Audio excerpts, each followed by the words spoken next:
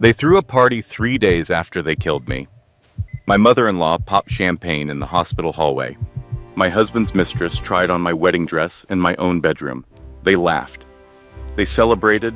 They even picked out a name for my baby. A name I never Andrew, chose. the pathology And I report heard every confirms our single fears. word. The tumor is malignant, Because here's and the it's thing spreading they didn't aggressively. know. We I need to wasn't discuss dead. your options I immediately. was trapped inside I'm my right own here, body, Samantha. fully conscious, Just focus completely on my paralyzed, voice. listening to them You're plan strong. how You to can get spend through my this. life insurance money. For 30 Don't days, fight it, I heard Samantha. everything. The affair, This is the much easier if conspiracy, you just the plan sleep. to sell one of my newborn twins for $150,000 cash. They thought I was helpless. They thought I couldn't fight back. They were so incredibly wrong. What happens next will shock you to your core. But before we begin, do me a favor. Hit that subscribe button and turn on notifications, because you do not want to miss a single second of this story. Trust me, the ending is something you will never see coming. Now, let me tell you about the day I died. This story will teach you something powerful. Never underestimate a woman who has nothing left to lose, because when they think you're helpless, when they count you out, when they celebrate your defeat, that's exactly when you become the most dangerous. If you've ever felt betrayed, abandoned, or powerless, this story is for you. Stay until the end, because what Samantha does next will change the way you see survival, strength, and justice forever. My name is Samantha Brennan. I was born and raised in Columbus, Ohio, the only daughter of Marcus Brennan, a homicide detective who spent 30 years putting murderers behind bars, and Catherine Brennan, a school teacher who died of cancer when I was 22 years old. I inherited my father's stubbornness and my mother's kindness, and for most of my life, I thought that combination would protect me from the worst the world had to offer. It didn't. This is the story of how I died, came back, and destroyed everyone who betrayed me. It started 6 months before the delivery room, 6 months before the blood and the screaming and the moment my heart stopped beating on an operating table while my husband stood in the corner checking his phone. It started with a pregnancy test, 2 pink lines, and my husband Andrew's smile that didn't quite reach his eyes. I remember that October morning with perfect clarity. The Connecticut autumn light was streaming through our bedroom windows, painting everything in shades of gold and amber. The cream-colored sheets beneath me cost more than my first car. The 4-poster bed had been in Andrew's family for 3 generations. The view from our window showed maple trees in full fall colors, a manicured lawn that a team of landscapers maintained twice a week, and a wrought iron fence that separated our property from the neighbors we never spoke to. This was my life now. Beautiful, expensive, empty in ways I was only beginning to understand. Andrew was still in bed when I came out of the bathroom holding the pregnancy test. My hands were shaking. We had been trying for 2 years. 2 years of temperature charts and ovulation kits and carefully timed intimacy that had started to feel more like a medical procedure than an act of love. "Andrew," I said. "Andrew, come here. Look at this." He sat up in bed, rubbing sleep from his eyes. The morning light caught his features in a way that reminded me why I had fallen in love with him in the first place. Strong jaw, dark hair, with just a hint of gray at the temples. Blue eyes that could make you feel like the only person in the room when they focused on you. But lately, those eyes rarely focused on me. "What is it?" he asked, reaching for his phone on the nightstand before even looking at what I was holding. I held up the test. 2 pink lines. "We're having a baby," I said. For a moment, just a moment, I saw something genuine cross his face. Surprise, maybe even joy. He got out of bed and hugged me, and I let myself sink into that embrace. Let myself believe that this baby would fix everything that had gone wrong between us. That's when I noticed it. His phone. He was checking his phone over my shoulder while he hugged me. Quick, subtle, like he thought I wouldn't notice. I noticed. I always noticed. But I filed it away, like I had been filing things away for months. The late nights at work, the business trips that seemed to multiply, the way he would excuse himself to take calls in another room, the unfamiliar perfume I sometimes smelled on his shirts. I filed it all away because I wanted to believe in the life we were building. I wanted to believe that the handsome, charming man I had married 3 years ago was still in there somewhere, underneath the distance and the distraction. I was a fool, but I was about to become something else entirely. Let me tell you about Andrew Cole, because understanding him is essential to understanding everything that came after. Andrew came from old money, not just wealthy, old money, the kind of money that builds hospital wings and names them after itself. The kind of money that makes problems disappear and makes people forget inconvenient truths. The kind of money that spans generations and corrupts everyone it touches. His great-grandfather had made a fortune in railroads at the turn of the century. His grandfather had multiplied it through real estate.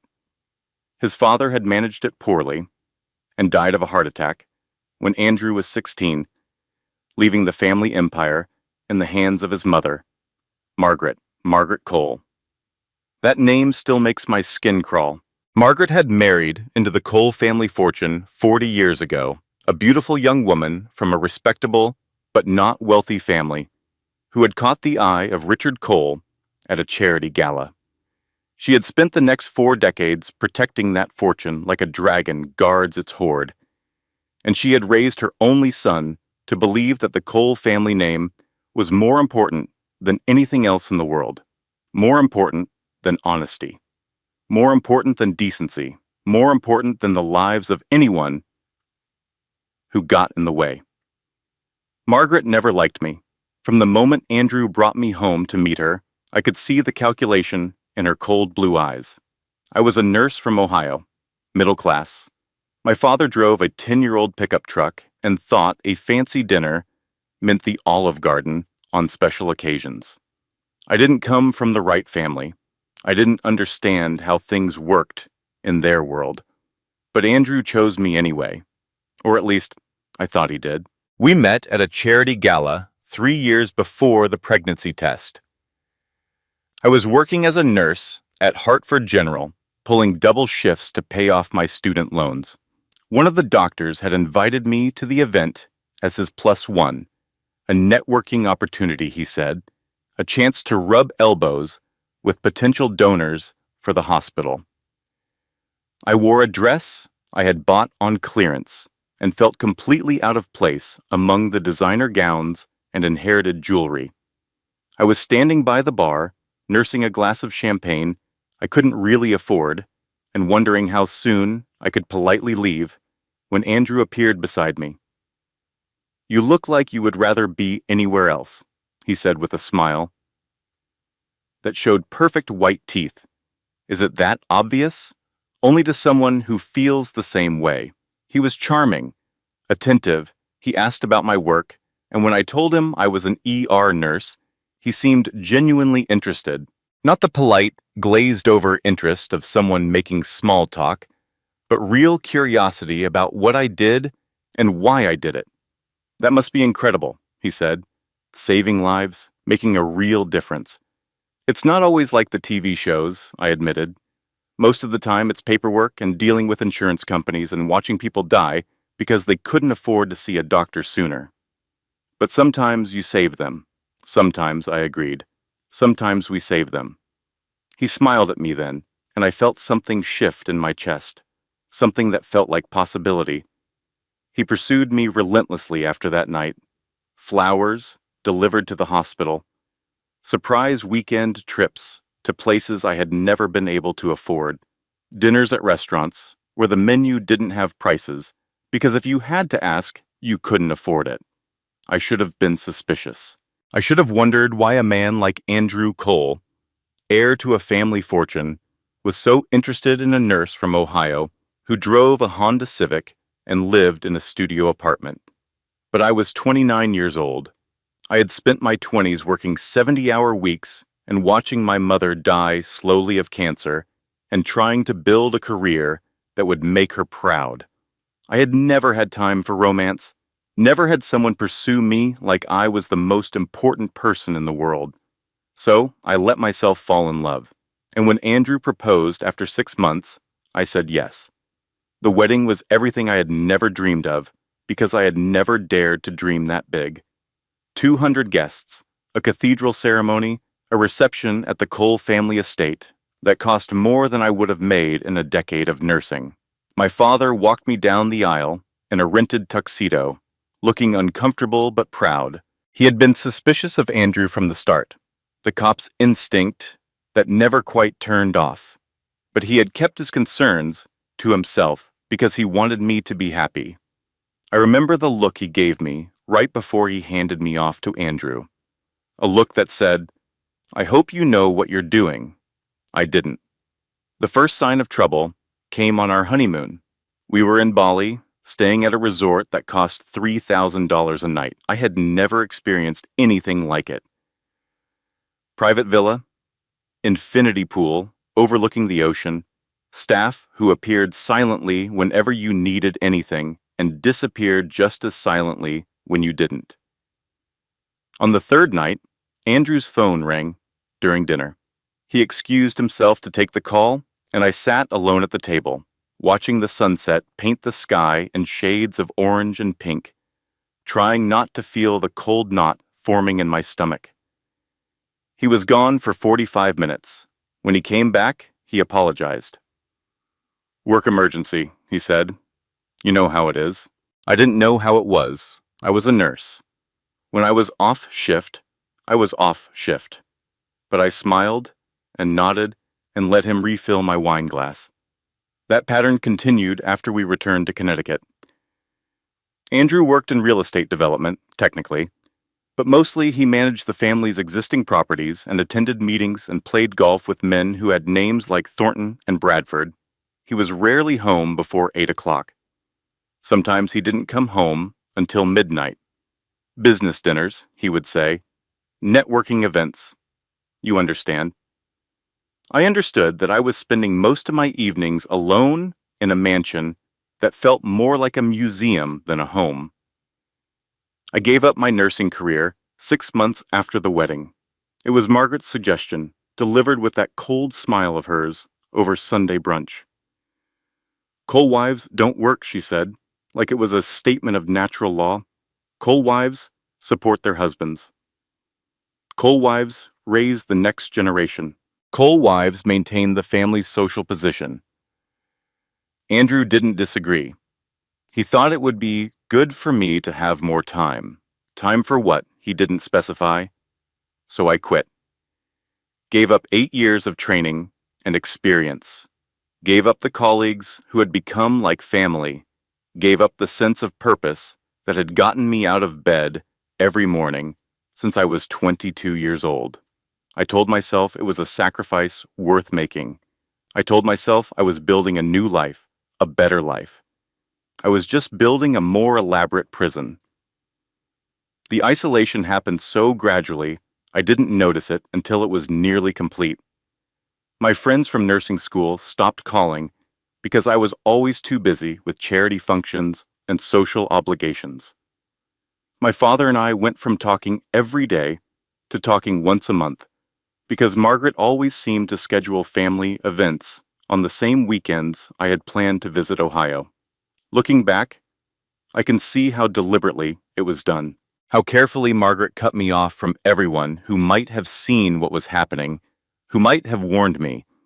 But at the time, I just felt lonely, lost, like I had given up everything that made me who I was, and the person left behind was someone I didn't recognize.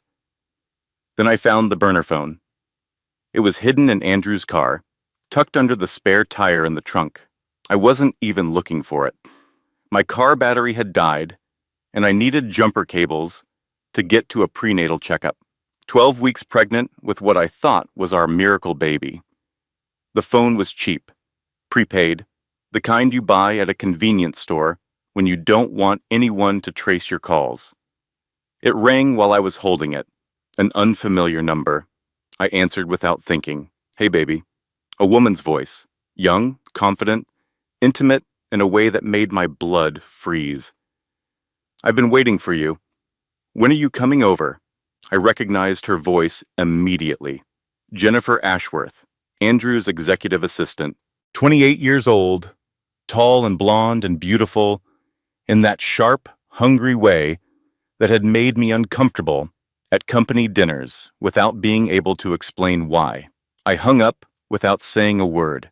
I stood there in my garage, 12 weeks pregnant, holding a dead phone and the smoking ruins of my marriage. The old Samantha would have confronted him immediately, would have screamed and cried and demanded answers, would have given him the chance to lie his way out of it, to explain it away, to make me doubt what I had heard with my own ears. But something changed in me in that moment. Something went cold and still and calculating. If Andrew could lie this convincingly for this long, what else was he capable of? What else was he hiding? What else was his mother helping him hide? I needed to protect myself. I needed to protect my baby. I needed to prepare for war. That night, I put the phone back exactly where I found it. I greeted Andrew when he came home with a smile. I listened to his lies about his day and nodded in all the right places. And then I started planning. Over the next 5 months, I became someone I barely recognized. On the surface, I was the same dutiful wife Margaret expected me to be. I smiled at her passive-aggressive comments about my cooking, my decorating choices, my family. I pretended not to notice when Andrew came home, smelling like Jennifer's perfume. I played the role they expected me to play with perfect precision. But underneath that surface, I was preparing for every possible scenario. The first thing I did was update my will. I met with an attorney in Hartford, a woman named Rachel Torres, who came highly recommended and who had no connection whatsoever to the Cole family. I told her I wanted to make sure my child would be protected if anything happened to me. She didn't ask too many questions. Estate planning attorneys rarely do. "If something happens to me," I told her, "custody of my child goes to my father, Marcus Brennan, not to my husband, not to anyone in his family. My father." "Are you concerned about something specific?" Rachel asked carefully. "I'm a nurse. Cesani Aramis," I said. "I know how fast life can change. I want to be prepared." She drew up the documents. I signed them. I paid her fee in cash from my secret bank account, the one Andrew didn't know about. That was the second thing I did. The secret bank account. I opened it at a small credit union in a town 30 miles away from our home. I used my maiden name, Samantha Brennan, and my father's address in Ohio. Over the next 5 months, I slowly, carefully transferred money from our joint accounts, small amounts that wouldn't raise any flags, a few hundred here, a few hundred there. By the time I was 8 months pregnant, I had $50,000 hidden away, enough to start over if I needed to, enough to fight if I had to. The third thing I did was install cameras. I researched it carefully. In Connecticut, homeowners are legally allowed to install security cameras in their own homes. As long as I owned the property, and technically the house was in both our names, I could record whatever happened inside it. I bought 6 wireless cameras from Amazon. Tiny things, barely visible, easy to hide. I installed them myself while Andrew was at work. One in the living room, one in the kitchen, one in the master bedroom, one in Andrew's home office, one in the nursery we were preparing together like a happy couple expecting their first child, one in the hallway outside the bedroom. All of them uploaded automatically to cloud storage. Password protected, encrypted. If anything happened to me, there would be a record. The fourth thing I did was document everything. I bought a journal and kept it hidden in a tampon box under the bathroom sink. Every suspicious text I glimpsed on Andrew's phone, I wrote down. Every late night, every lie, every time his story didn't quite match up.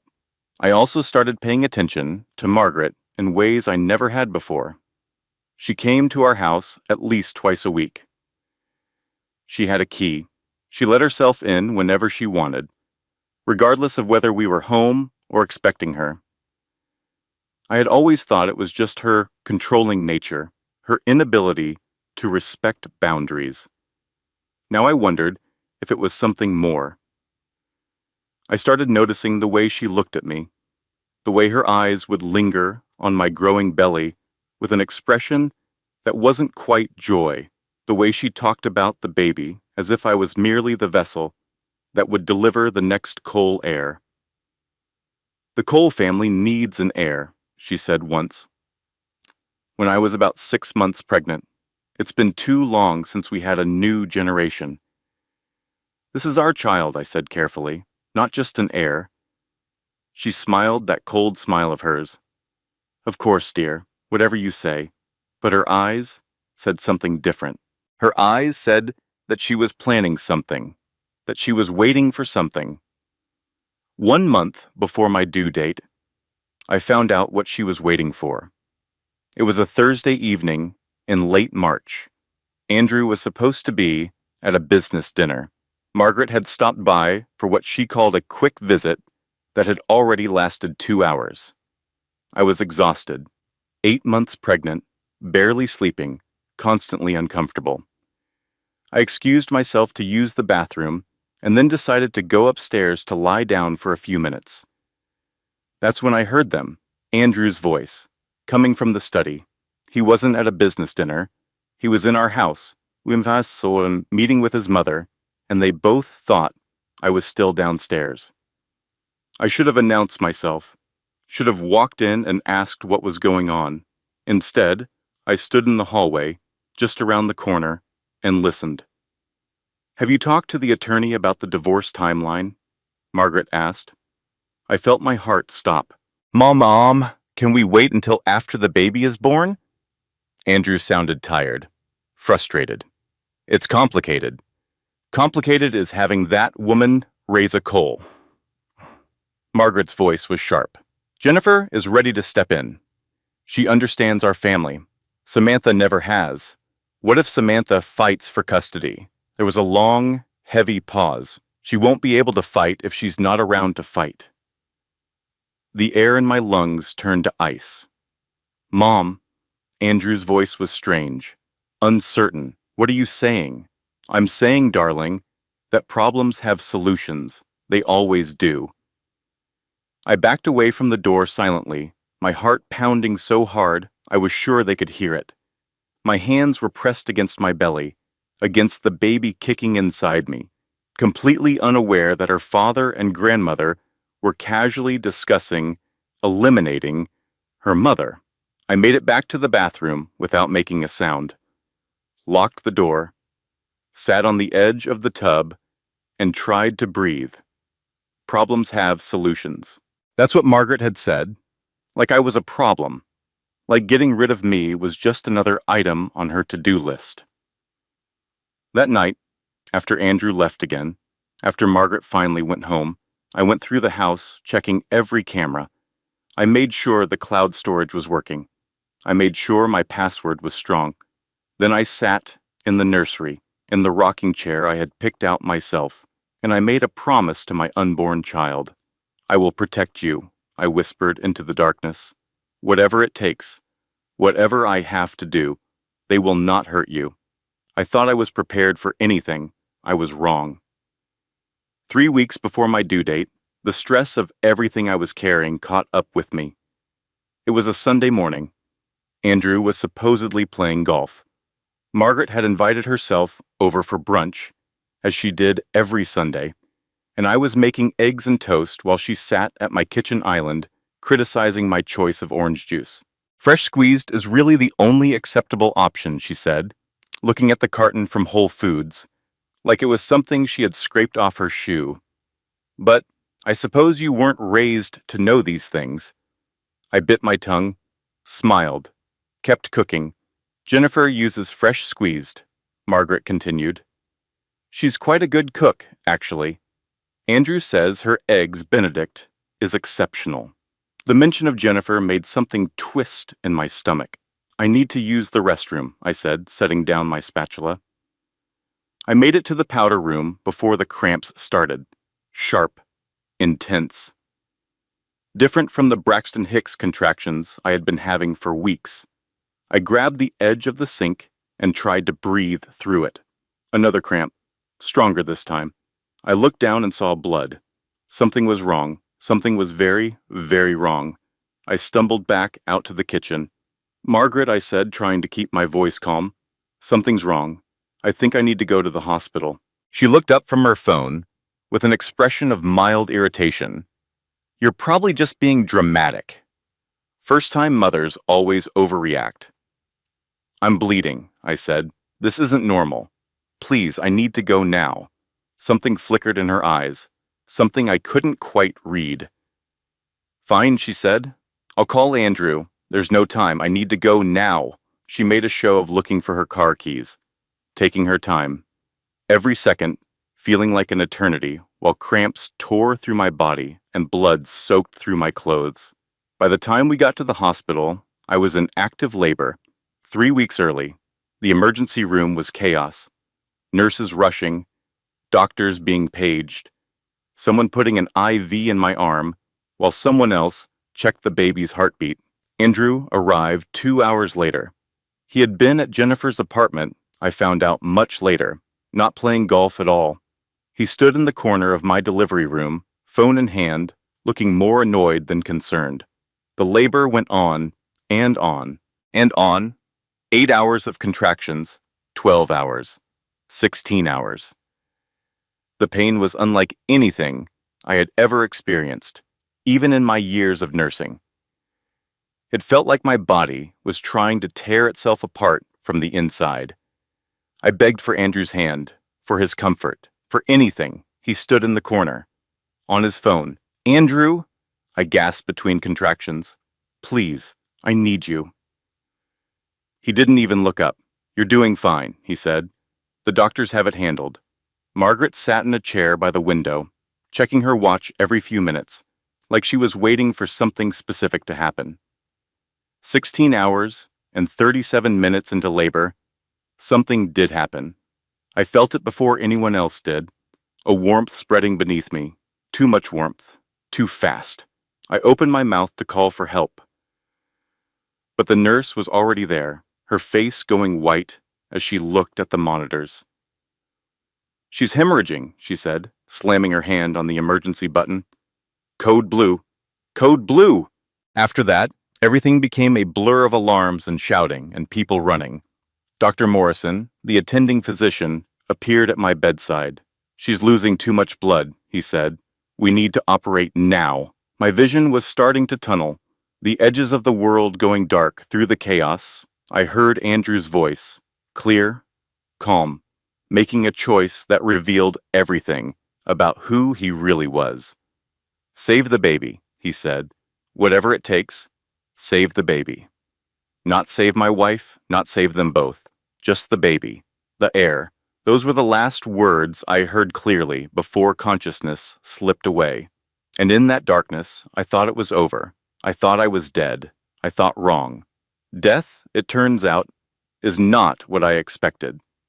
There was no bright light, no tunnel, no loved ones waiting to welcome me to the other side. There was just darkness. Complete. Absolute. Like being at the bottom of the ocean with no sense of up or down. And then, slowly, sounds began to filter through.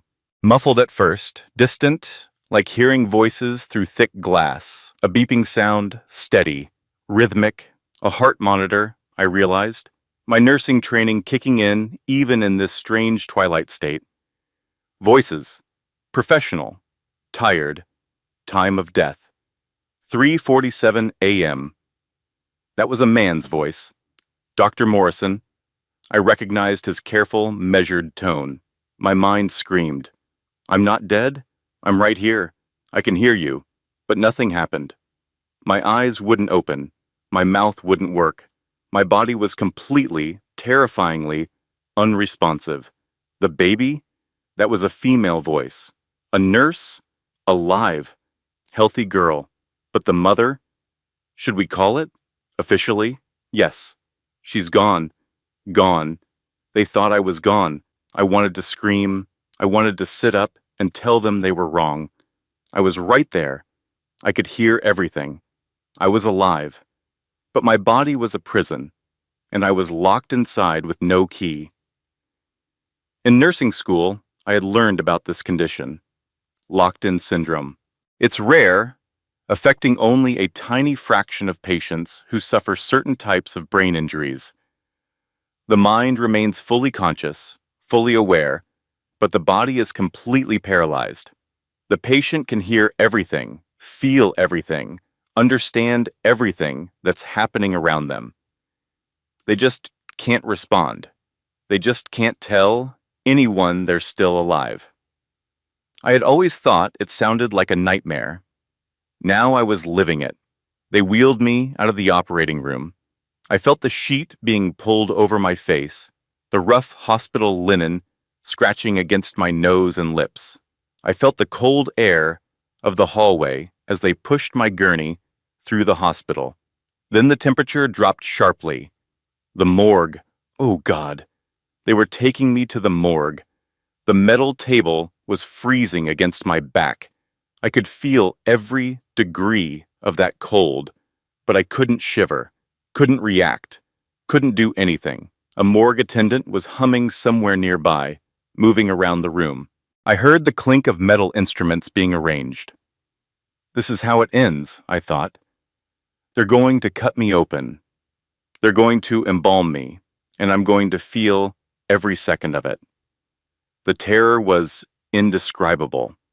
Worse than the labor, worse than the hemorrhaging, worse than anything I had ever experienced.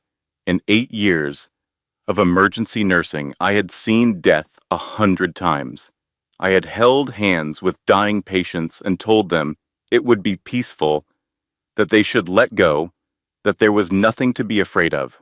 I was wrong. There was everything to be afraid of. But then something happened. The morgue attendant stopped humming. "Wait," he said. "What the—" I felt his fingers on my wrist, then on my neck. Oh my God. Oh my God. His voice cracked with shock. "I've got a pulse. She's got a pulse." Chaos erupted. Running footsteps, shouting voices. The gurney moving again, rushing back through the hospital. I was alive, but no one knew I was aware. Dr. Morrison explained my condition to Andrew and Margaret a few hours later. I heard every word lying motionless in my hospital bed, machines beeping steadily around me. "Your wife survived the hemorrhaging," Dr. Morrison said, "but she experienced significant oxygen deprivation during the crisis. She's now in a deep coma. We call it a locked-in state." "What does that mean?" That was Andrew's voice, impatient, like my medical crisis was an inconvenience in his schedule. "It means she's completely unresponsive. She can't move, can't communicate, can't interact with the world in any way. However, there's a chance, maybe 10 to 15%, that she can hear and understand what's happening around her, even though she can't respond." "But she can't communicate?" Margaret's voice was sharp. "Can't move at all?" "No, she's completely paralyzed. So she's essentially a vegetable." I heard Dr. Morrison's discomfort in the pause that followed. "We don't use that term, Mrs. Cole. She's a patient in a coma. She could potentially recover." "What's the timeline?" Andrew asked. "How long could this last?" "Impossible to say. Days, weeks, months. Some patients remain in this state for years." There was a long silence. I imagined Margaret calculating, planning, adjusting her schemes. And if we decided to end the suffering? Her voice was cold, practical, like she was asking about putting down a sick dog. "What's the legal process?" "After 30 days with no improvement, The family can petition to remove life support. A judge would need to approve it. 30 days? Margaret's voice was satisfied when she spoke again. That's manageable. Manageable. She was planning my murder, and she called it manageable. And there was nothing I could do but lie there and listen. Andrew came to my room that night, alone. He stood over my bed for a long moment. I couldn't see him, but I could feel his presence. Could smell his cologne, the expensive brand Jennifer had probably picked out for him. You had to make everything complicated, didn't you, Samantha? His voice was quiet, almost conversational, like he was talking to himself. You couldn't just go quietly. You couldn't just die like you were supposed to. Now, I have to wait 30 more days. He sighed. Mom says it'll be fine. Says we just have to be patient. Once they pull the plug, everything will be easier. Jennifer can move in officially. We can be a real family. She's so good with the baby already. The baby. My baby. I wanted to scream, to reach up and wrap my hands around his throat, to make him understand what he was doing. But I couldn't move. Couldn't speak. Couldn't do anything but listen while my husband talked about replacing me like I was a piece of furniture that had gone out of style. The baby's beautiful, by the way, Andrew continued. Perfect. She looks just like me. Mom wants to name her Madison. I think that's nice. Better than Hope, anyway. That was your choice, wasn't it? Hope. Such a common name. Hope. I had wanted to name her Hope, because that's what she had been to me. Hope that Andrew would change. Hope that our marriage could be saved. Hope that we could be a real family. Hope was dead now, just like they thought I was. Andrew left without saying goodbye. And I lay there in the darkness, trapped in my useless body, while tears I couldn't wipe away rolled silently down my cheeks. The next 3 days were a special kind of hell. I learned things about my family that shattered whatever illusions I had been clinging to. I learned that Margaret had called my father on day 2, had told him I was dead, had told him they were planning a cremation, closed casket, very private funeral, had told him it would be too traumatic for him to come to Connecticut. My father had been mourning me for 3 days while I lay alive in a hospital bed a few hundred miles away. I learned that Jennifer had moved into my house. Not temporarily, permanently. One of the nurses was gossiping about it outside my door. Can you believe it? The nurse said. His wife isn't even dead yet, and the girlfriend's already setting up in the master bedroom. What kind of people do something like that? The kind of people who are planning to kill me, I wanted to say, but no sound came out. I learned that they were already calling my daughter Madison, already erasing the name I had chosen, already erasing me. And on day 3, I learned what they were celebrating. It was evening. I knew because the shift had changed, and the daytime nurses' chatter had been replaced by the quieter nighttime staff. I heard heels clicking in the hallway, Margaret's distinctive walk. She stopped outside my door, made a phone call. Yes, everything went perfectly, she said. Jennifer wore the dress, and it fit beautifully, very tasteful. Andrew's a bit squeamish about it all, but he'll come around. He always does when he realizes it's easier to go along. Yes, the party was lovely, small, just close family and a few friends. We toasted to new beginnings. Very appropriate, I thought. A party. They had thrown a party. We're already discussing the nursery, Margaret continued. Jennifer has wonderful taste. Sage green, she suggested. Very calming. Oh, and we've decided on the name officially. Madison Elizabeth Cole.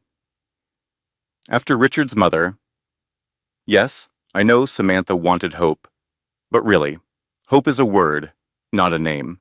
This is much more appropriate for a Cole. I was screaming inside, screaming so loud I thought surely someone would hear, but my body stayed silent, still, dead to the world. 27 days until they can make it official, Margaret said. The lawyer says it should be straightforward. No living relatives who will object. Her father's been told she's already cremated, so there won't be any interference there. Yes, the life insurance is substantial. 500,000. That will cover the new nursery and still leave plenty for... Yes, exactly. Kill two birds with one stone, as they say. She laughed. Actually laughed. At her own joke about killing me. I'll stop by tomorrow to check on things, she said. Make sure the staff knows we want minimal intervention. No heroic measures. When the 30 days are up, I want this done quickly and cleanly. Yes, perfect. Goodbye, dear. She hung up. Her heels clicked away down the hallway, and I lay there in my prison of flesh, knowing exactly what they were planning, exactly when they were going to do it, and completely unable to stop them. That was day 3. I had 27 days left to live, unless something changed, unless someone realized the truth, unless I found a way to fight back. Her name was Elena Vasquez. I didn't know that at first. Didn't know anything about her except the sound of her voice and the gentle way she adjusted my pillow and the kindness that radiated from her, even in the simplest actions. She entered my room around 11 o'clock on night 3. I had learned to track time by the shift changes, by the patterns of noise in the hallway, by the way the quality of light changed beyond my closed eyelids, even though I couldn't see it. Poor thing, she said softly, checking my vitals. I heard what happened. I heard about your family too. She paused. I heard her pen scratching on a chart. That mother-in-law of yours was here earlier, asking about end-of-life procedures. 3 days after you delivered. What kind of people do something like that? She adjusted my blanket, smoothed the hair back from my forehead. I don't know if you can hear me, honey. The doctors say maybe you can, maybe you can't. But if you can, you fight, okay? Don't let them win. Don't let them win. Those 4 words broke something open inside me. For 3 days, I had been drowning in despair, trapped in my own body, listening to my death being planned. Watching my life being stolen piece by piece, I had been ready to give up, ready to just let it end. But Elena's voice, Elena's kindness, Elena's simple instruction to fight. It reminded me of something I had forgotten. I was Samantha Brennan, daughter of a cop, trained nurse, survivor, and Brennans don't quit. I focused every ounce of willpower I had on my right index finger, just that one finger, just one tiny movement to let her know I was in here. Move, I commanded. Move. Nothing happened. I tried again, and again, and again. Nothing. Elena finished her checks and left. I heard her footsteps receding down the hallway, but I didn't give up. Every night, when Elena came on shift, I tried to move. Every night, I failed, but I kept trying. On night 7, something changed. Elena came into my room for her usual checks. But this time, instead of the gentle small talk she usually offered, she sat down beside my bed. I've been watching you, she said quietly, watching your monitors. Your heart rate spikes sometimes, not randomly. It happens when certain people come into the room. When certain things are said, she paused. That's not typical for a patient who can't hear anything. My heart was pounding. Could she tell? Could she see it on the monitor? I'm going to try something, Elena said. I'm going to ask you some questions. If you can hear me, if you can understand, I need you to give me a sign, anything. A twitch, a flutter, just something to let me know you're in there. She took my hand. Can you hear me, Samantha? I focused everything I had on my finger, every ounce of concentration, every scrap of rage and fear and desperate hope. Move, move, please move. And then, barely perceptible, so slight it was almost invisible, my finger twitched against her palm.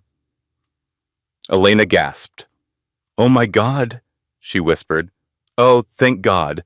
Okay, 1 twitch for yes, 2 for no. Can you do that? I twitched once.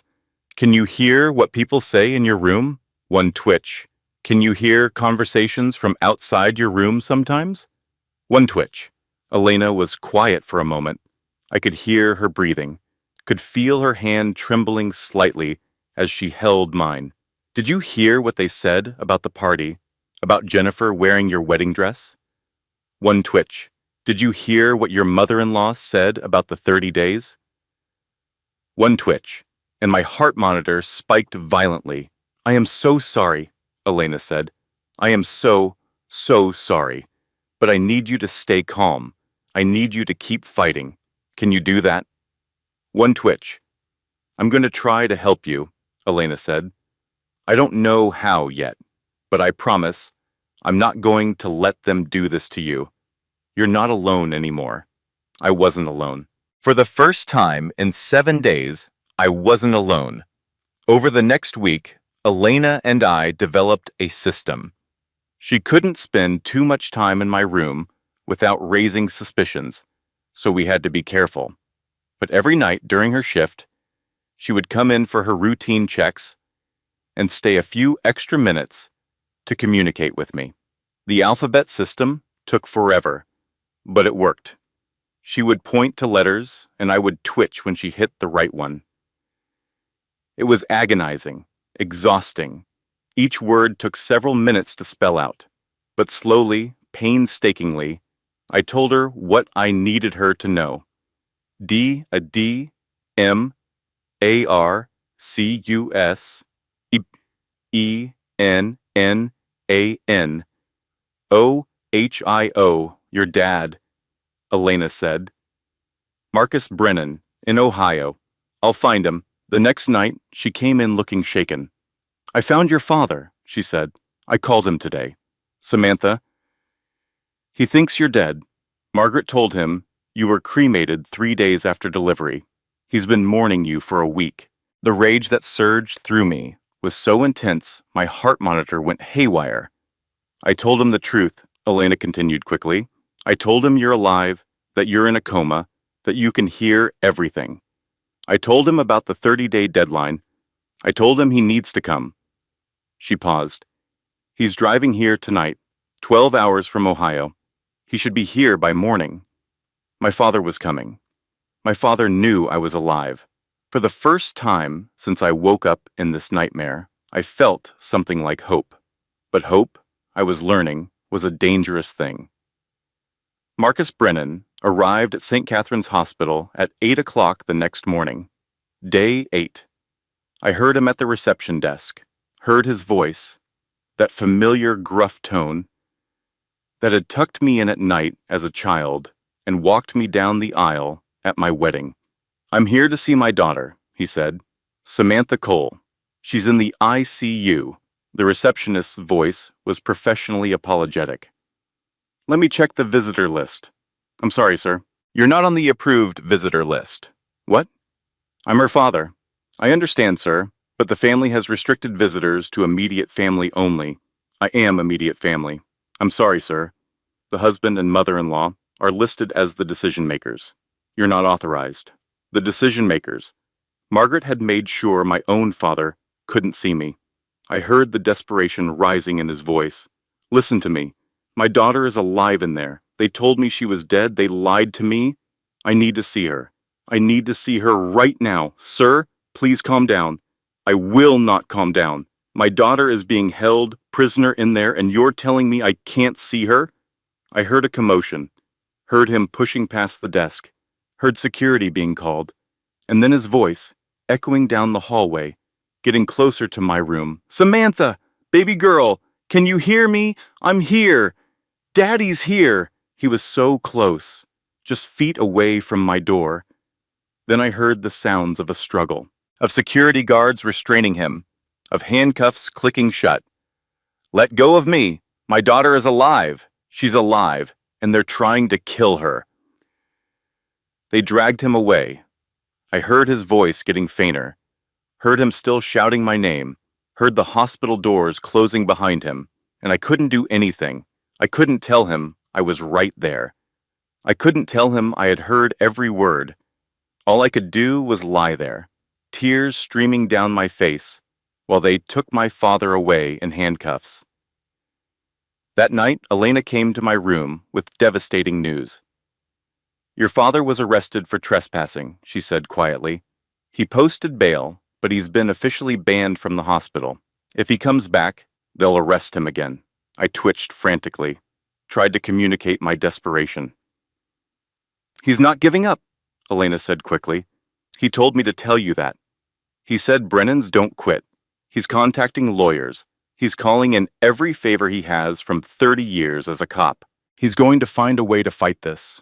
But the next words from her lips made my blood run cold. There's something else. I overheard something today, in the cafeteria. She hesitated. They were talking about the baby, about your baby. My heart rate spiked. There are 2 of them, Samantha. You had twins. 2 girls. Twins? I didn't understand. How could there be 2?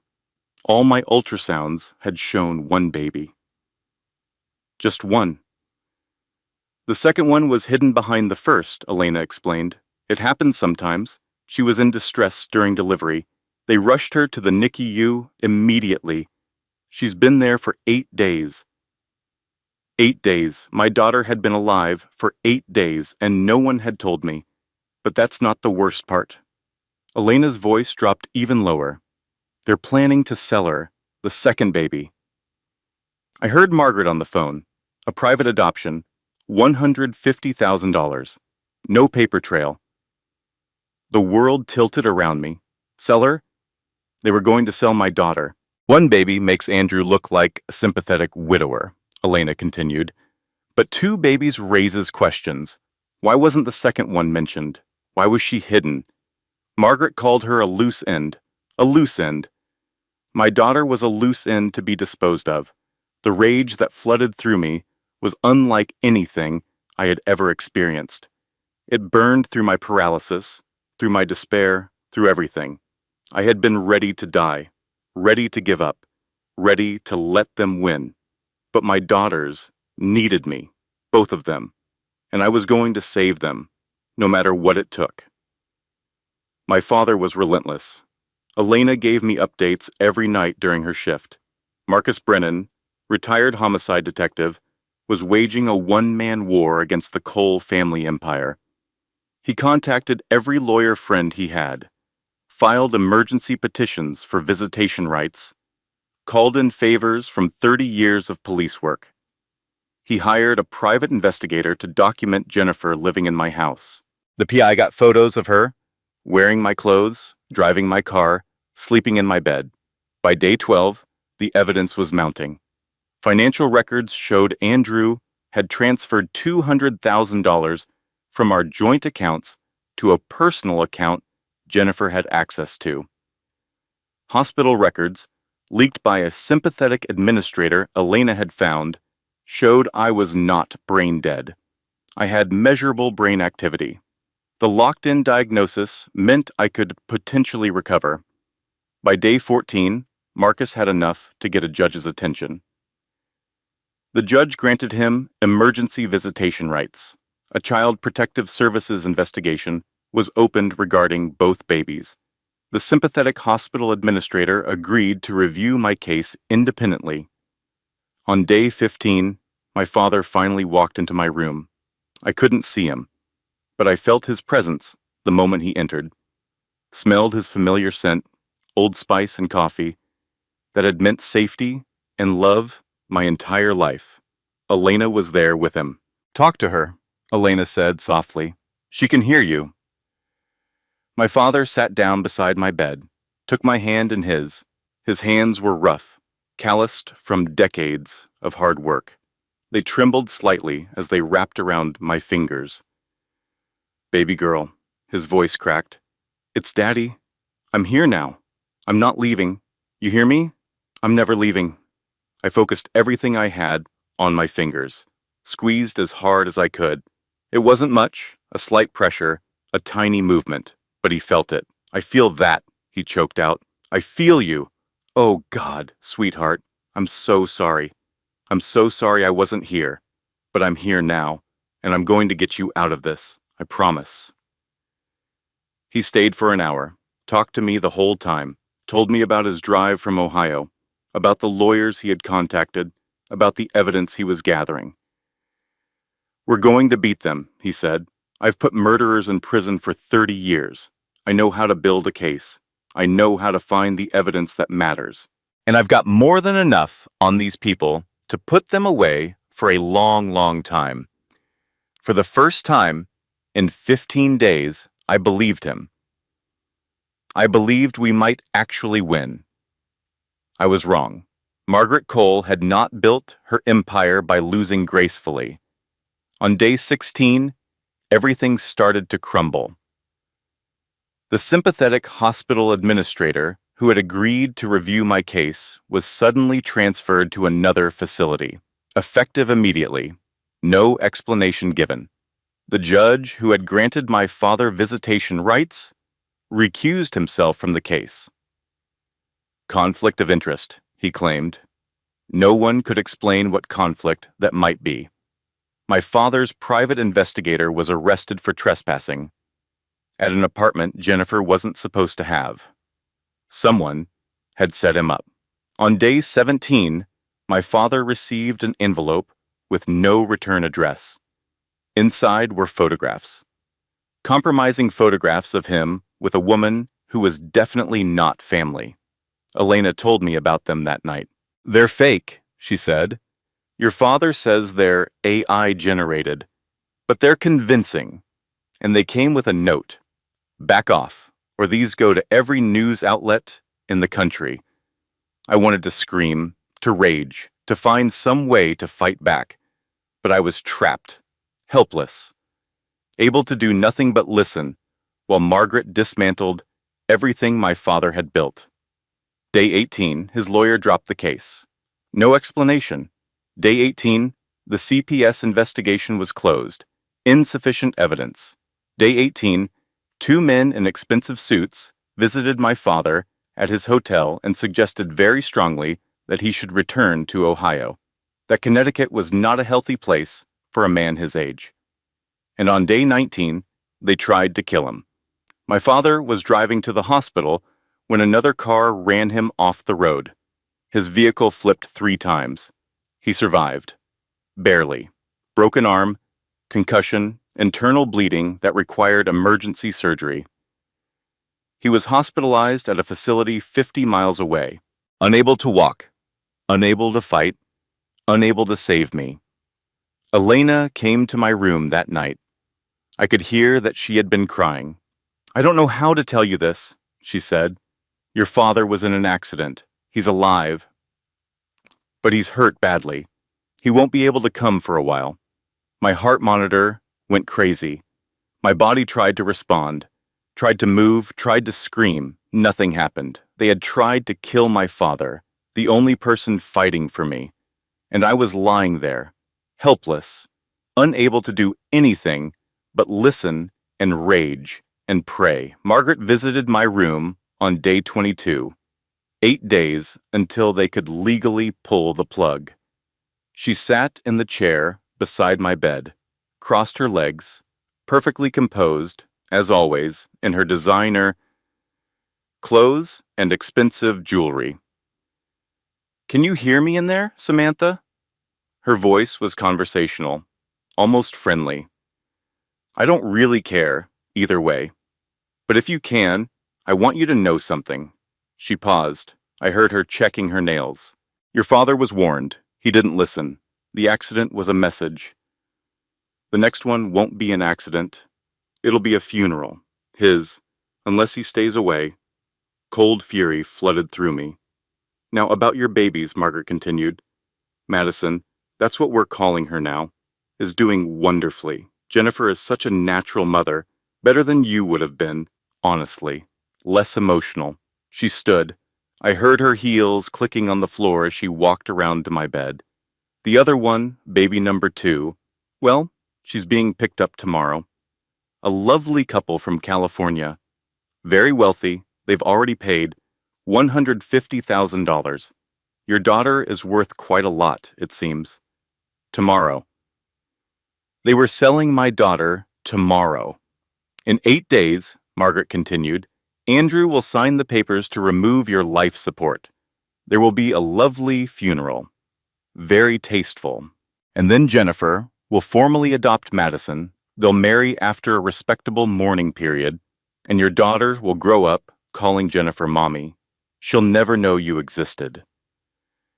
She leaned close to my ear. Her perfume was suffocating, and there's absolutely nothing you can do about it.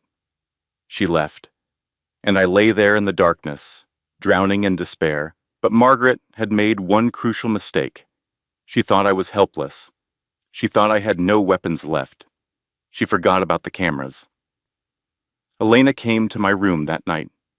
I could hear that she was terrified. Her voice was shaking. Her hands trembled as she took mine. "Samantha, they're coming for your second baby tomorrow. We're out of time. Your father can't help. The police won't help." I don't know what to do. I twitched frantically, needed her to get the alphabet paper. She understood, grabbed the paper, started pointing to letters. Slowly, agonizingly, I spelled out CAMERASHOMECLOU DAPASSWORDHOPE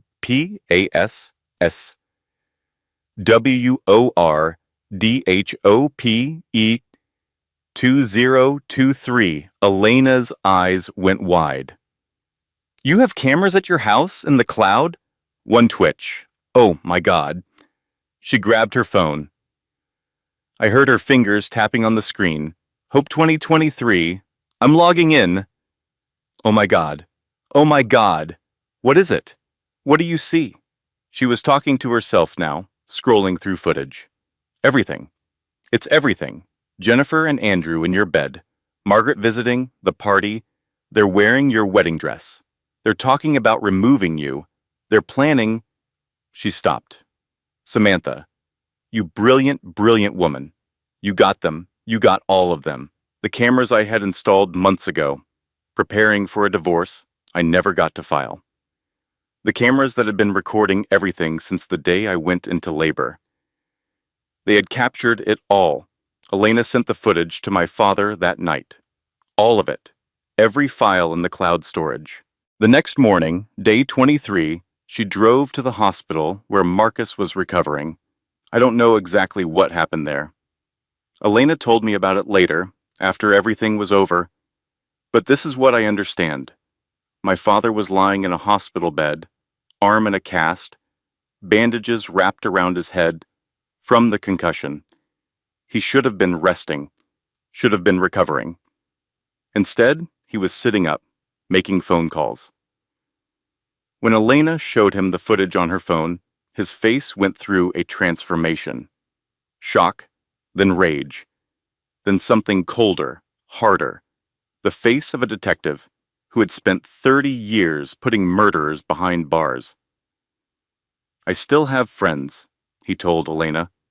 "Real friends, not the ones Margaret can buy." He picked up his phone. "Danny?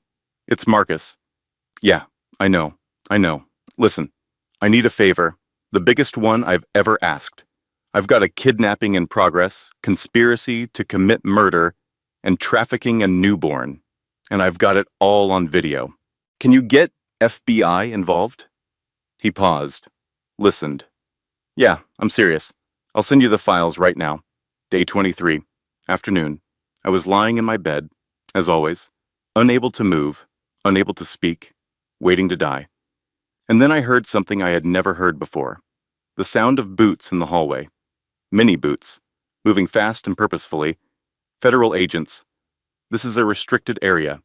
A nurse's voice, startled. "What's happening?" "Who are you?" "FBI. We're here regarding an ongoing investigation." More boots. More voices. Chaos in the hallway.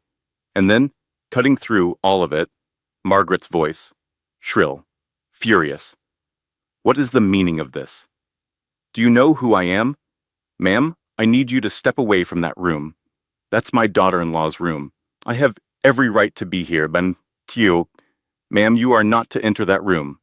We have reason to believe a crime is in progress." "A crime? This is outrageous. I'll have your badge for this. Ma'am, step away. Now." The sound of a struggle. Of Margaret being restrained. "Get your hands off me." My lawyers will hear about this. The door to my room opened. Someone entered. Mrs. Cole? Samantha Cole? A man's voice. Professional, authoritative. I'm Special Agent Daniel Foster with the FBI. I don't know if you can hear me, ma'am, but you're safe now. We have evidence of a conspiracy involving your family members. Your babies are being placed under protective custody as we speak. I wanted to cry. Wanted to laugh. Wanted to scream with relief. My babies were safe. Both of them. Your father is on his way, Agent Foster continued. He's been instrumental in bringing this case to our attention. He'll be here within the hour. My father, my impossible, stubborn, wonderful father. He had done it, against all odds, against the Cole family money and power and influence. He had saved us, or so I thought. Marcus arrived at the hospital 45 minutes later. Against medical advice, he had checked himself out of his own hospital, driven 50 miles with a broken arm and a concussion, and walked into my room under FBI escort. We got them, baby girl. His voice was thick with emotion. We got them. The FBI has the videos. They can't hurt you anymore.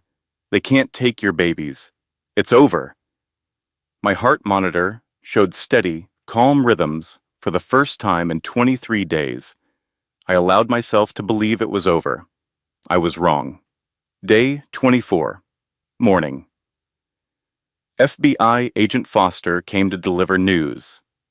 I heard his conversation with my father outside my room.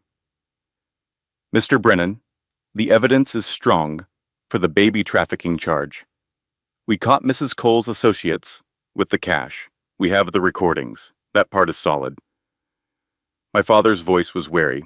But for the attempted murder, pulling the plug on a coma patient, it's more complicated.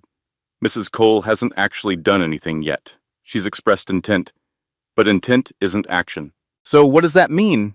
It means Margaret Cole made bail this morning. $2 million. She's out. Silence.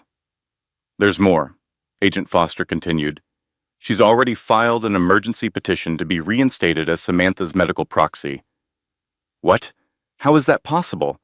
The judge granted a temporary restraining order against you, based on your erratic behavior, the trespassing arrest, the accident. Mrs. Cole's lawyers argued that you're not mentally fit to make medical decisions for your daughter. Until there's a hearing, which is scheduled for day 31, Mrs. Cole retains medical proxy rights. Day 31, one day after the 30-day deadline. Margaret could still kill me, legally, and there was nothing anyone could do to stop her. The next 6 days were the longest of my life. Margaret couldn't sell the baby anymore. The FBI was watching, but she could still pull the plug on me. She hired a team of lawyers, filed motions, made arguments. On day 28, she found a doctor willing to help her. His name was William Hayes, 58 years old. Significant gambling debts. Willing to do anything for the right price. Dr. Hayes came to my room that afternoon, performed an examination. The patient shows no measurable brain activity, he wrote in his report. It is my professional opinion that she meets the criteria for brain death. It was a lie. Elena knew it. My father knew it. Anyone who had seen my heart rate spike when Margaret entered the room knew it. But Dr. Hayes' signature was on the paper, and that paper was all Margaret needed. Day 29. The Hospital Ethics Board, pressured by Cole family lawyers and intimidated by Cole family money, approved life support removal, scheduled for day 30, 6 a.m. My father filed emergency motions. Denied. Elena threatened to go to the press. She was fired immediately, escorted off hospital premises by security. I'm so sorry, she said, standing over my bed one last time. I tried everything, but I can't be here tomorrow. They won't let me. You have to fight, Samantha. You have to wake up. Please. Then she was gone. Day 29. The last night of my life.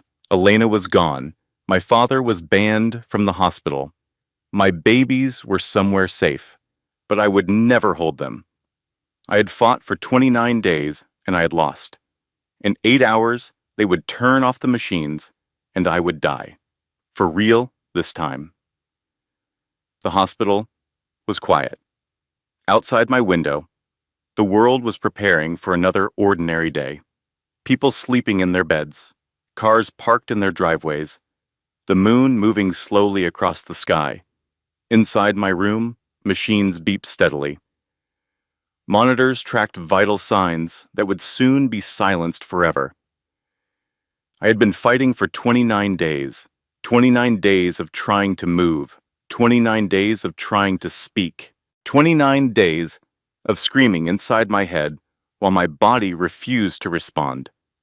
And I had failed. I thought about giving up, just letting go. It would be easier. No more pain, no more helplessness, no more listening to them plan my death, just peace. Then I heard something, a phone. Someone had left a phone in my room, probably a nurse who had dropped it during the chaos of Elena being escorted out. It rang, once, twice, then voicemail picked up. And I heard my father's voice. "Baby girl, I don't know if you can hear this." He sounded exhausted, broken, but I want you to know, your daughters are safe. Both of them. I'm holding them right now. A pause. I heard a baby cooing in the background, and they're beautiful, Samantha. So beautiful. They have your eyes. His voice cracked. I've been talking to them about you every day. I tell them their mommy is the strongest, bravest woman in the world. And she's fighting to come back to them. He was crying now. Please, sweetheart. Please come back. They need you. I need you. Don't let them win. Don't let them take you from us. A long pause. You're a Brennan, goddammit. And Brennans don't quit. We don't ever quit. Another pause. I love you, baby girl. Fight! Fight! The message ended. And something inside me ignited. My daughters. My father had my daughters. They were safe. They were waiting for me. I was not going to die in this bed. I was not going to let Margaret Cole win. I was not going to let my daughters grow up without their mother. I focused everything I had on my right hand. Move, move, move. Nothing. I tried again. Move. Nothing. Again. Move. A twitch, the barest flutter of my fingers. Again. Move. More movement. My hand was responding. I kept fighting. For hours. Through the night. While the clock ticked down towards 6 a.m. and the machines beeped steadily, and the nurses made their rounds without noticing the battle being waged inside room 412, 5 a.m. 1 hour until they pulled the plug. My fingers were moving consistently now. Small movements, weak but real. 5:30 a.m. 30 minutes. I could feel my toes, could sense my body starting to wake up from whatever prison it had been locked in. 5:45 a.m. 15 minutes. A nurse entered to prep the room for the procedure. She was checking the machines, making notes on her clipboard, when my hand moved. Not a twitch. A real movement. My fingers closed around the bed rail. The clipboard clattered to the floor. "Oh my God!" the nurse screamed. "Oh my God! She's moving! Call the doctor! She's moving!" The room erupted into chaos. Doctors rushed in. Nurses flooded through the door. Someone was checking my pupils with a flashlight. Someone else was calling for additional equipment. And then, through the chaos, I heard Margaret's voice. "What's happening? Why isn't she disconnected yet?" She was here, ready to watch me die, Mrs. Cole, Dr. Morrison said. "Something has changed. Samantha is showing signs of consciousness. We can't proceed." "That's impossible. She was declared brain dead." By Dr. Hayes. Not by me, and I'm looking at a patient who just moved her hand voluntarily. Margaret pushed into the room. I was lying in my bed, but my eyes were open. and I was looking directly at her. "Hello, Margaret?" My voice was hoarse, barely audible, but clear. Margaret stumbled backward like she had been shot. "That's not possible," she whispered. I heard everything. My voice grew stronger with each word. Every single word. For 30 days, Andrew appeared in the doorway behind his mother. His face went white. "Hello, husband." "Surprised to see me?" The next few hours were a blur of tests and examinations and disbelief. Dr. Morrison couldn't explain it. None of them could. "Patients in locked-in states sometimes recovered," he said. "But not like this. Not this fast. Not at the exact moment they needed to." But I knew why I had woken up. I had woken up because my daughters needed me. I had woken up because my father had told me to fight. I had woken up because Brennans don't quit. By noon, I could speak in full sentences. By evening, I was giving my statement to the FBI. "I have video evidence of everything," I told Agent Foster. "Hidden cameras in my home. Cloud storage. Password protected. They captured the affair. The conspiracy. The plans to sell my daughter. Everything. Mrs. Cole, your evidence has already been submitted by your father, but your testimony as a conscious victim makes this an airtight case. What happens now? Margaret Cole is being charged with conspiracy to commit murder, child trafficking, and fraud. Andrew Cole is being charged with conspiracy, abandonment, and child trafficking. Jennifer Ashworth is being charged as an accessory, and Dr. Hayes is being charged with fraud and attempted murder. And my daughters? Both are safe. They're in temporary custody with your father. Given the circumstances, we expect you'll have full custody within days." I closed my eyes. My daughters were safe. I was alive. We had won. But the fight wasn't over yet. 2 days after I woke up, I asked to see Andrew. The FBI allowed it. Supervised. They thought it might be useful to have his reaction on record. They brought him to my hospital room in handcuffs and an orange jumpsuit. He had aged 10 years in 48 hours. His face was gaunt. His eyes were hollow. The confident, charming man I had married was gone, replaced by someone broken and small. "Samantha," he started. "I don't want—" I looked at him, really looked at him, tried to find something, anything, of the man I had fallen in love with.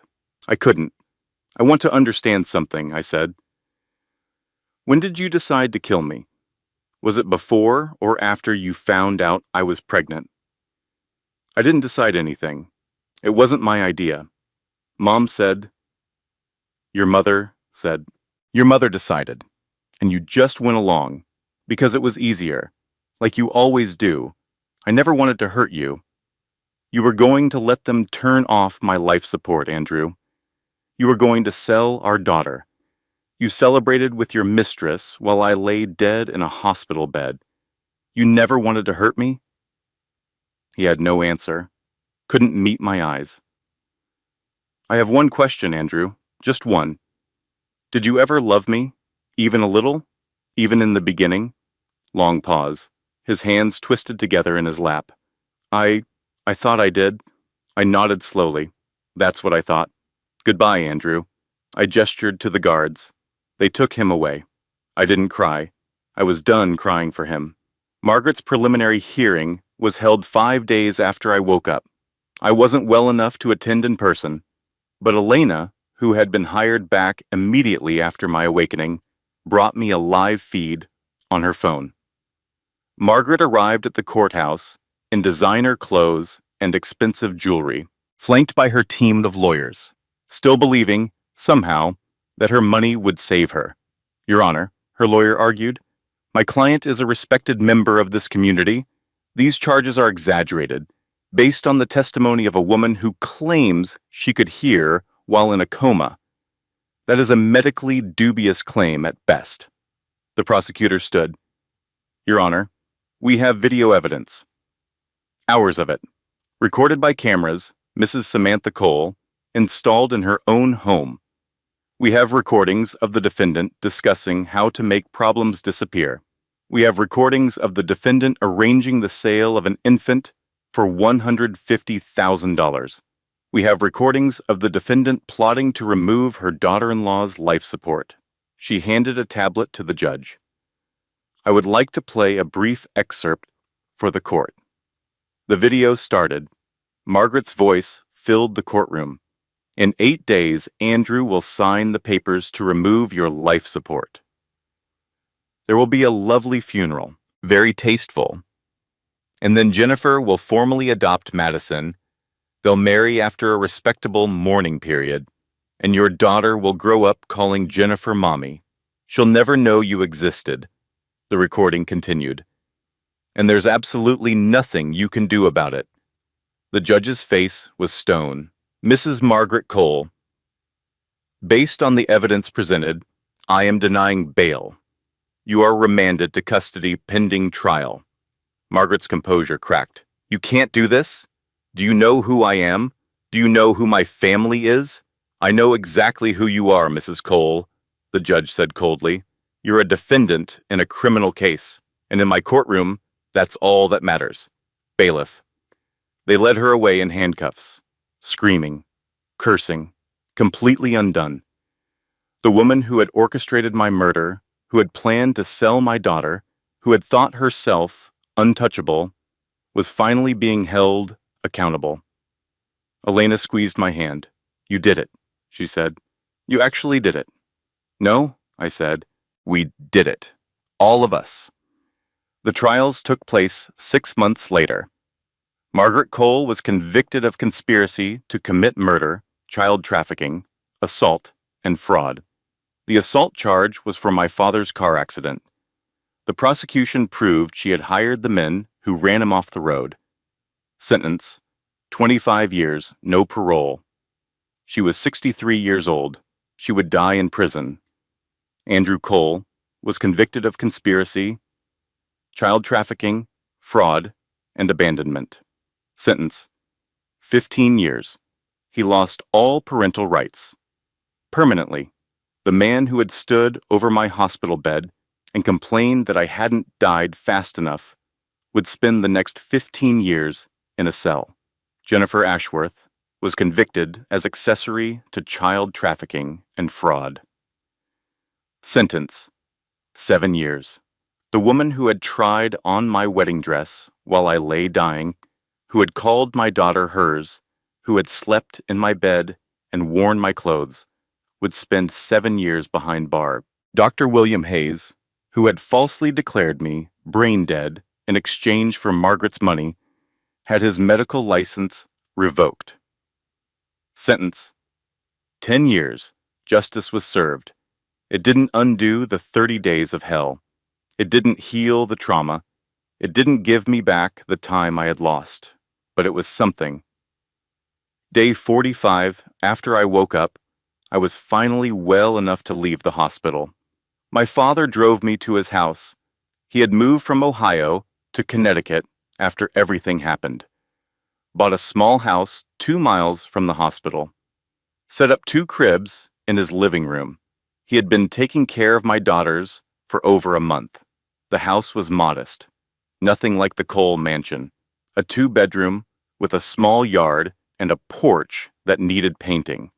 It was perfect. I walked inside on unsteady legs, and there they were. 2 matching cribs, 2 tiny faces, identical, perfect. This one is, my father started, then stopped. Well, you never named the second one. I picked up the first baby, the one Margaret had called Madison. Her name is Hope, I said. It was always Hope. I picked up the second baby, and this is Grace, because Grace is what saved us. I held them both, one in each arm, 2 little girls who had almost been taken from me, and I cried. Not sad tears, not angry tears. Relief, joy, love. Hi, my babies, I whispered. Mommy's here. Mommy's finally here. The first year after everything happened was the hardest of my life, not because of the physical recovery. Though that was difficult enough, my body had been through trauma that most people couldn't imagine. Weeks of bed rest, months of physical therapy, years of lingering effects that the doctors said might never fully go away. No, the hardest part was the psychological recovery.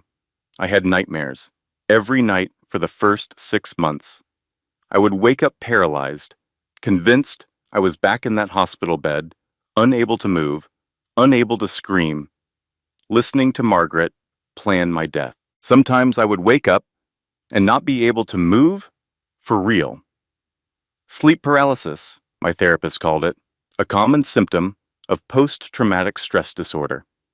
My brain was replaying the trauma, trying to process it, trying to integrate it into something that made sense. But it didn't make sense. None of it made sense. How could the man I married have stood over my bed and wished I would die faster? How could his mother have plotted to sell my daughter like property? How could people be so cruel, so calculating, so utterly without conscience? I didn't have answers to those questions. I still don't. What I had was my daughters, Hope and Grace. They were my reason to get out of bed every morning, my reason to keep pushing through the nightmares and the flashbacks, and the moments when the walls closed in and I couldn't breathe. They needed me, and I refused to let them down. My father was my rock during that first year. He had sold his house in Ohio and moved permanently to Connecticut. He was 62 years old, still recovering from his own injuries, and he threw himself into being a grandfather with the same determination he had once brought to being a homicide detective.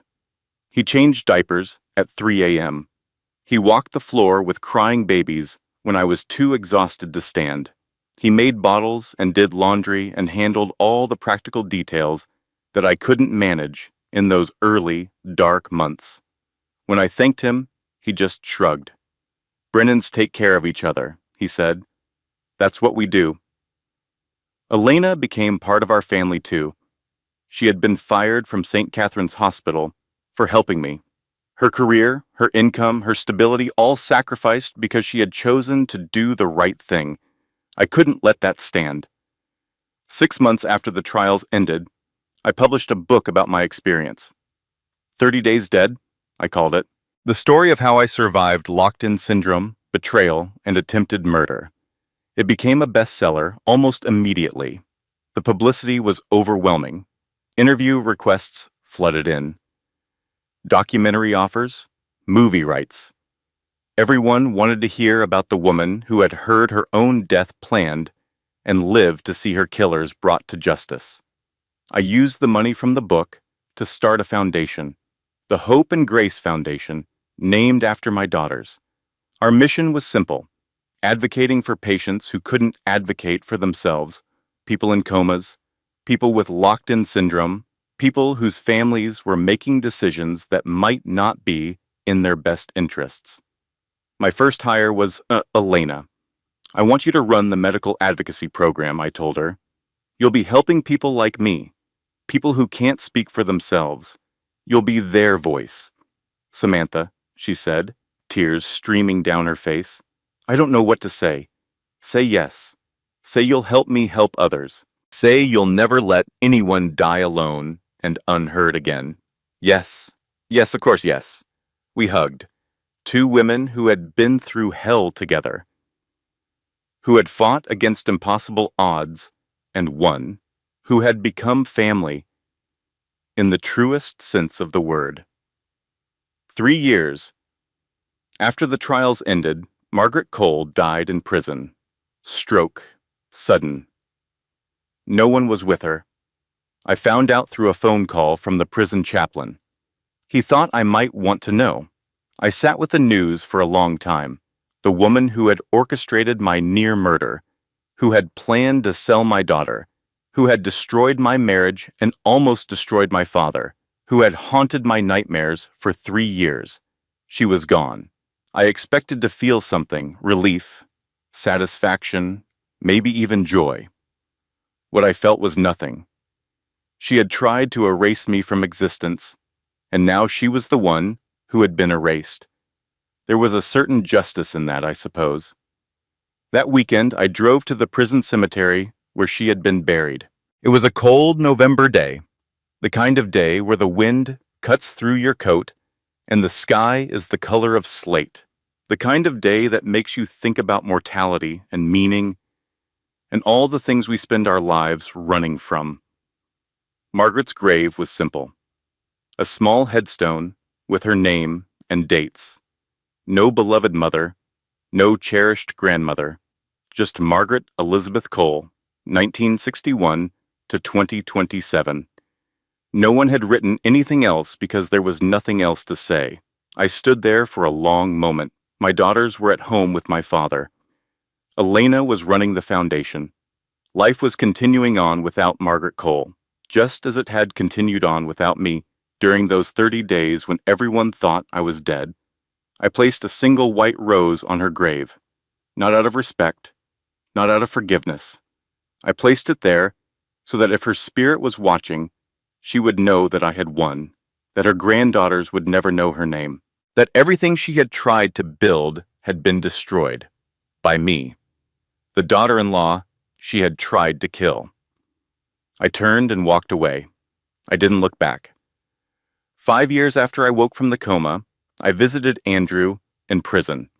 It was the first time I had seen him since his sentencing, the first time I had looked into the eyes of the man who had stood over my hospital bed and complained that I hadn't died fast enough.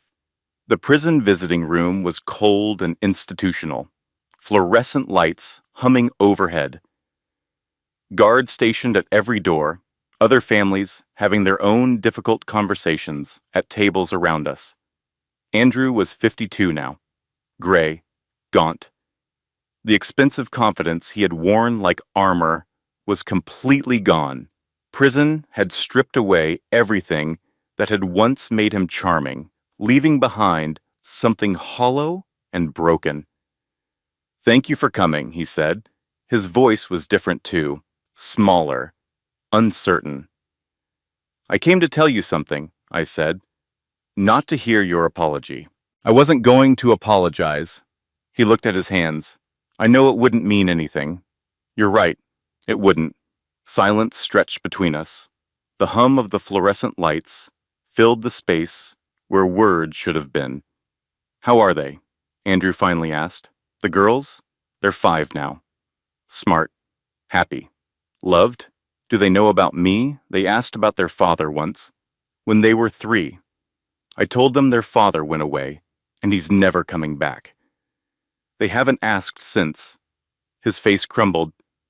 "Samantha, please, when I get out, 10 years from now, could I maybe see them? Just once?" I looked at him for a long moment. "No, please." "They're my daughters, too." "No, Andrew, they're not. You sold one of them. You were going to let the other one grow up calling your mistress Mommy. You don't get to be their father. Not now, not ever." I stood up. "I hope you find some kind of peace in here. I really do. But you need to understand something. When you get out in 10 years, you will have nothing. No family, no money, no home. Your mother's estate went to legal fees. Your reputation is destroyed.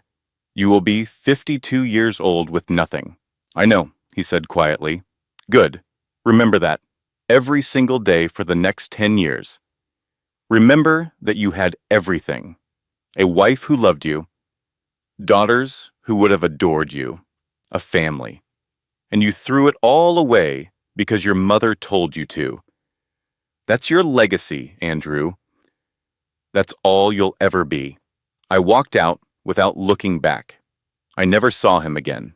He was released 10 years later, at 52 years old. No family waiting for him. No money. No home. His mother's estate had been consumed by legal battles and settlements. He died 3 years after that. Alone. In a rented room in a small town where no one knew his name. The obituary listed no surviving family. A month after my visit to Andrew, I received a letter. It was from Jennifer Ashworth, written from prison. She had served 5 years of her 7-year sentence and was approaching her parole hearing. I read it at my kitchen table on a quiet Sunday morning while Hope and Grace ate breakfast and argued about cartoons. "Samantha," she wrote, "I know you'll probably throw this away without reading it. I wouldn't blame you, but I need to say this, even if no one hears it. I was wrong about everything. I told myself you were the villain, the woman standing between Andrew and his true love. I told myself I deserved what you had.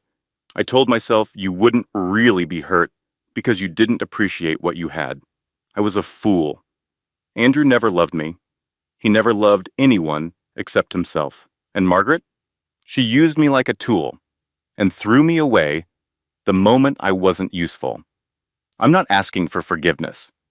I don't deserve it. I'm just asking you to know you won completely. I had 7 years in here to understand what I did, and I have to live with it forever. I hope your daughters never know my name. I hope they grow up happy and loved and free. I hope they become everything I'll never be. Goodbye, Samantha. I won't write again." I read the letter twice. Then I folded it carefully and dropped it in the trash. There was nothing to say, no response to give. She had made her choices. Now she had to live with them, just like all of us. That October, on a Sunday morning that could have been any Sunday morning in any ordinary life, I walked into my kitchen to find controlled chaos. Hope and Grace were 5 years old now, old enough to have opinions about everything, old enough to argue and laugh and ask a million questions a day. They were eating pancakes, syrup everywhere. More on their faces than in their mouths. My father was at the stove, 66 years old, still walking with a limp from the accident that had nearly killed him 5 years ago. Still the strongest man I had ever known. Elena had stopped by with coffee. She did that most Sunday mornings now. She had become family in every way that mattered. "Grandpa," Hope demanded, "more chocolate chips. More chocolate chips? You've already got more chocolate chips than pancake." "More," Grace echoed. "More, more, more." I stood in the doorway and watched. My father, my friend, my daughters. Everything I had almost lost. Everything I had fought to keep. "You know what I was thinking about this morning?" Elena asked, handing me a cup of coffee. "What?" "That first night, when I heard them talking about selling the baby, I almost didn't believe what I was hearing. I remember. I couldn't believe it either. And I was living it. Look at us now." I looked around my kitchen. The chaos, the laughter, the love. Yeah. Look at us now. That evening, I sat on my back porch, watching Hope and Grace chase fireflies in the fading light. The golden hour. That brief window when the world looks softer, kinder, more forgiving than it has any right to be. People ask me if I've forgiven them. Margaret, Andrew, Jennifer. The answer is no, and I'm not ashamed of that. Forgiveness isn't something you owe the people who tried to destroy you. Forgiveness is a gift. And some people don't deserve gifts. Margaret wanted to erase me from my own life. She wanted my daughters to grow up calling another woman mommy. She wanted to sell one of my babies like property. And she wanted to kill me. Legally, quietly, completely. She failed. Andrew wanted the easy path. The affair without consequences. The babies without the wife. The inheritance without the obligation. He wanted to have everything without earning any of it. He got nothing. Jennifer wanted my life, my house, my husband, my child. She thought she could step into my shoes and no one would notice the difference. She found out the hard way. You can't steal someone else's life. You can only destroy your own. Hope ran up to me, hands cupped carefully. Mommy, I caught a firefly. Look." She opened her hands, just a crack. A tiny light glowed inside. "Oh, honey, it's beautiful. But you know what? Fireflies need to be free. They need to fly and shine for everyone to see. But I want to keep it. I know, baby. But sometimes the best thing we can do is let go. Let it shine its own light. Hope thought about it. 5 years old and already so wise. Then she opened her hands. The firefly rose into the evening air, glowing, free. Bye-bye, firefly, Hope called. Grace ran over, breathless and excited. Mommy, will you catch fireflies with us? I smiled, stood up. Yeah, baby, let's catch fireflies. I walked into the yard with my daughters. They wanted me dead. They wanted my daughters. They wanted everything I had and everything I loved. But they forgot one thing. You don't bury a mother. You plant her, and she grows back. Stronger, fiercer, more alive than ever. My name is Samantha Brennan. I died for 30 days, and I came back for everything they tried to take. Hope and Grace ran ahead of me through the fireflies, laughing, free. This was my life now. Messy, beautiful, nothing like what I had planned, but it was mine, all mine, and no one would ever take it from me again. 20 years later, the letter arrived on a Tuesday in April. It was addressed to Hope and Grace Brennan, and it came from a law office in Hartford. The return address included the name of a firm I didn't recognize. My daughters were 25 years old. Both had graduated from nursing school, following in my footsteps. Both were working at hospitals now, saving lives the way I once had before marriage and betrayal and locked-in syndrome changed everything. They came to dinner every Sunday, just like I had once gone to dinner at my father's house. Just like he now came to mine, 86 years old and still going strong, still flipping pancakes for his great-grandchildren. When Hope and Grace brought their families over, that Tuesday evening, my daughters sat at my kitchen table and opened the letter together. It was from an attorney, explaining that he had been retained by Andrew Cole before his death, instructed to send this letter to his daughters on the 20th anniversary of the day their mother woke up. There was a second envelope inside, handwritten, addressed simply to my daughters. Hope looked at me. Should we read it? That's your choice, I said. I won't tell you what to do. They looked at each other, communicated the way twins do, in glances and half gestures that mean nothing to outsiders and everything to them. Then Grace opened the envelope. Dear Hope and Grace, she read aloud, by the time you read this, I will have been dead for many years. I don't know if your mother ever told you about me. I hope she didn't. I hope you grew up happy and loved and free from the shadow of what I did. Grace's voice wavered. I won't make excuses. There are no excuses for what I allowed to happen. I was weak. I was selfish. I let my mother convince me that the worst possible choice was the easiest one. I almost cost you your mother. I almost cost you your sister. I almost destroyed everything good and beautiful in the world because I wasn't strong enough to stand up for what was right. Your mother is the strongest person I have ever known. I didn't appreciate that when I had the chance. I didn't appreciate anything I had. I'm not writing to ask for forgiveness. I don't deserve it. And I know you have nothing to forgive me for. You don't owe me anything. Not your anger, not your pity, not even your acknowledgement that I ever existed. I'm writing because I wanted you to know, from me, in my own words. Your mother saved you. She fought for you when she couldn't move or speak or do anything but listen to the worst things human beings can do to each other. And she won. Be grateful for her every day. Be the kind of people she raised you to be. And when you have children of your own, love them the way she loved you. That's all I wanted to say. Your father, Andrew Cole. Grace set the letter down. The kitchen was silent. Hope looked at me. Did you know about this?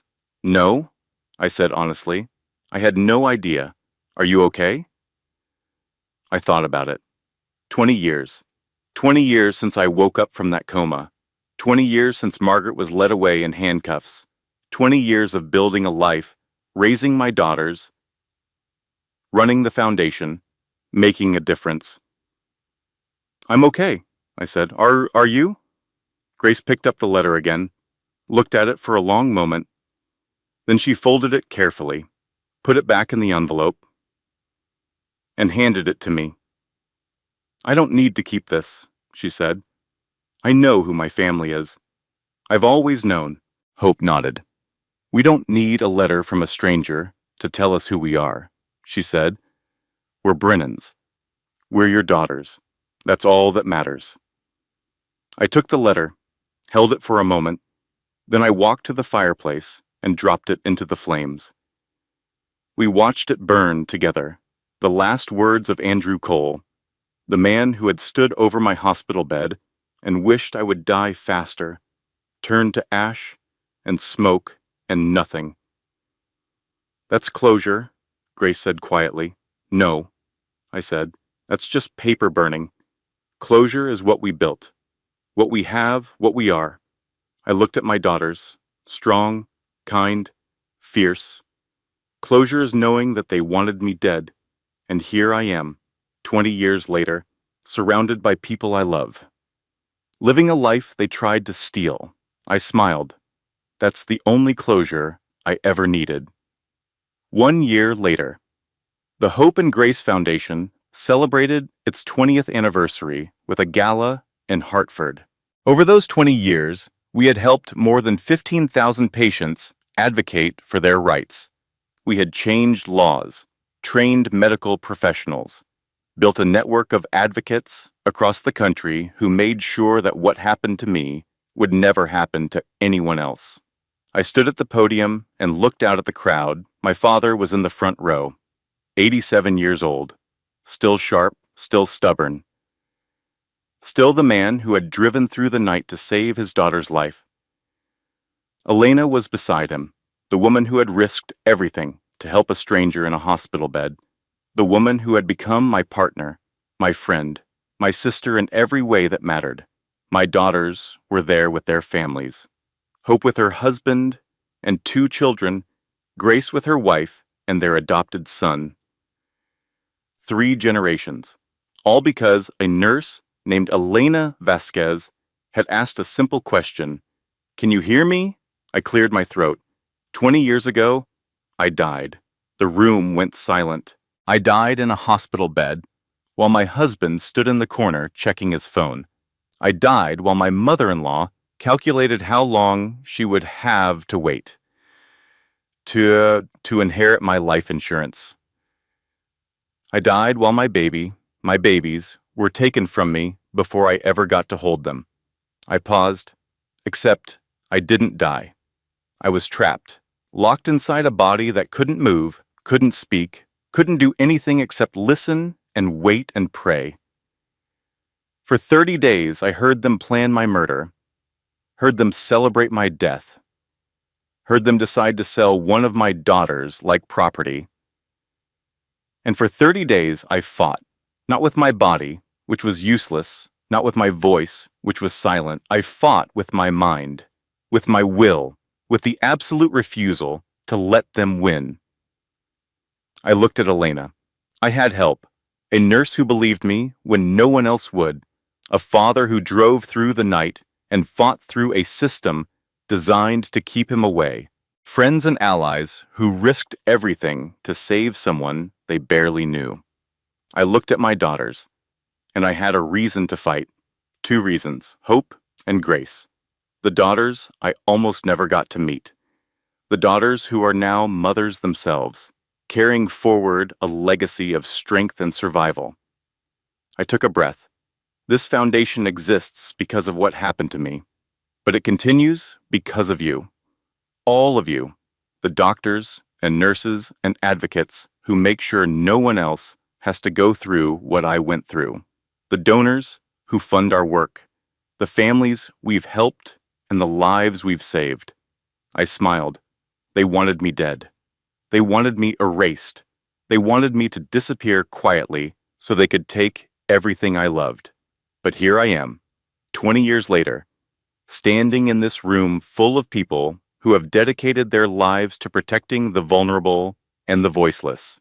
They failed. And we won. Thank you." The room erupted in applause. I stepped away from the podium. My father was waiting. He hugged me with the same fierce strength he had shown when he walked into my hospital room 20 years ago and told me he wasn't leaving. "I'm proud of you, baby girl," he said. "Your mother would be proud too. I know, Dad. I know." I pulled back, looked at him, at Elena, beside him, at my daughters and their families gathered around, at the hundreds of people who had come to celebrate 20 years of fighting for those who couldn't fight for themselves. This was my legacy. Not revenge, not survival, not even justice. This, love, family, purpose. The life they tried to steal transformed into something they never could have imagined, something beautiful.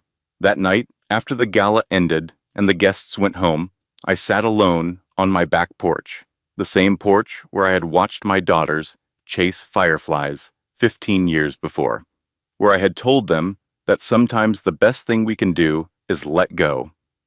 The stars were bright overhead. A warm spring breeze rustled through the trees.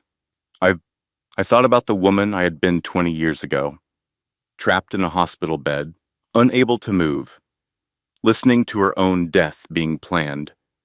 I thought about all the moments since then, the therapy, the nightmares, the slow, painful process of learning to trust again, the joy of watching my daughters grow, the satisfaction of building something meaningful from the ashes of destruction.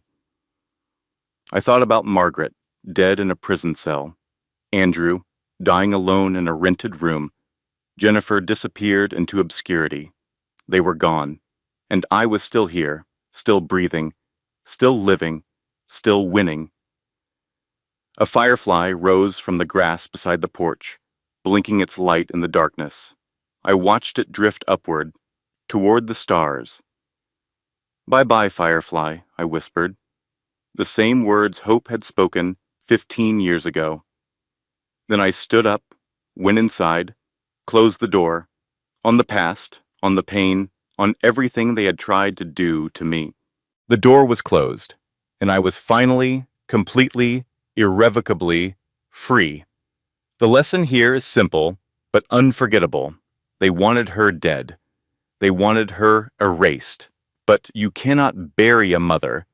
You plant her, and she grows back stronger, fiercer, more alive than ever. This story reminds us that our greatest weapon isn't physical strength. It's the refusal to give up. It's having someone who believes in us when we can't speak for ourselves. It's the love that makes us fight when fighting seems impossible. If this story moved you, touched your heart, or gave you strength, please hit that like button. Drop a comment and share your thoughts. Share this with someone who needs to hear it today. And if you haven't already, subscribe and turn on notifications so you never miss our next story. Remember, no matter how dark things get, Brennans don't quit, and neither should you. This content has been carefully researched, developed, and manually edited by our team to bring you meaningful stories and valuable life lessons. Thank you for being part of our community.